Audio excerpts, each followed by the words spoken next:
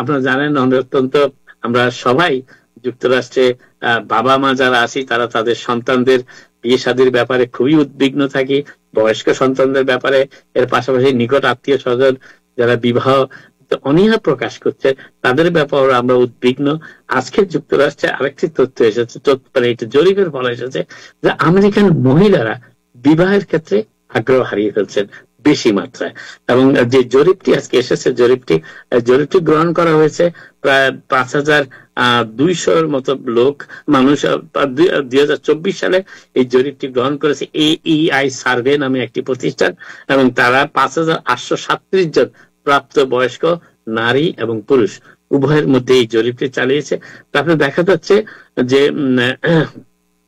যে অর্ধেকেরও বেশি মহিলা যারা এখনো বিবাহ করেননি তারা এই জরিপের সময় জানিয়েছেন যে তারা সন্তুষ্ট আছেন বিবাহ না করেই। কিন্তু সেই ক্ষেত্রে পুরুষদের ক্ষেত্রে দেখা যাচ্ছে মাত্র 1/3 পুরুষ যারা এখনো যে সমস্ত পুরুষরা বিয়ে করেনি এখনো, তাদের মধ্যে মাত্র 1/3 পুরুষ বলেছেন যে তারা বিয়ের ব্যাপারে অতটা আগ্রহী নন। যেখানে অর্ধেকের বেশি মহিলারা বলেছে তারা বিবাহের ব্যাপারে আগ্রহী নন, আর সেখানে 1/3 বলেছে পুরুষ যে তারা বিবাহের ব্যাপারে আগ্রহী নন। বেশ চমৎকার একটি জরিপ অবশ্য 2022 সালে পিউ জরিপ প্রতিষ্ঠান তারাও একটি সার্ভে জরিপ করেছিল।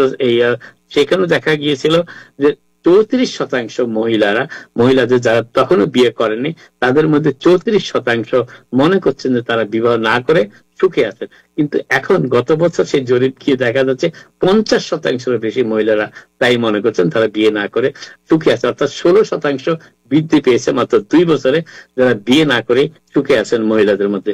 পুরুষদের ক্ষেত্রে দেখা যাচ্ছে যে 54% পুরুষরা সেই সময় বলেছিলেন 2022 সালে যে তারা বিয়ে না করেই সুখে আছেন। সেই ক্ষেত্রে তাদের সংখ্যা কমেছে, সেটি হচ্ছে যে তারা এখন 1/3 চলে এসেছে, যদিও 2019 সালে 61% মনে করেছিলেন যে তারা বিয়ে না করেই সুখে আছেন পুরুষদের মধ্যে।